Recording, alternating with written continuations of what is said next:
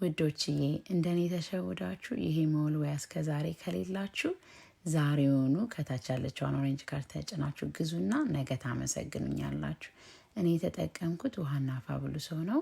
ቁመቱ እንደየቁመታችሁ አጀስት ማድረግ ትችላላችሁ። ከዛ በተረፈ ከእናንተ የሚጠበቀው ወደምትፈልጉበት አቅጣጫ መምራት ብቻ ነው። ራሱ መሬቱን ፏ ነው የሚያደርግላችሁ። አብሮት 6 ማይክሮፋይበር ፓዶች ይመጣሉ። እኔ ሁለቱን ለሳሎን፣ ሁለቱን ለኪችን፣ ሁለቱን ለዳይኒንግ ሩም ነው የምጠቀመው። የተለያየ ከለር ስላላቸው ማለት ነው።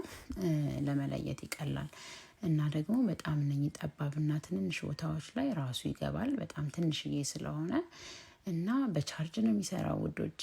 ከምንም በላይ ኮርድለስ መሆኑ እንዴት ወደድኩት። እና ደግሞ ማንኛውንም የመሬት አይነት ላይ መጠቀም ትችላላችሁ። ከፈለጋችሁት ከታች ያለችውን ኦሬንጅ ካርድ ተጭናችሁ ግዙ።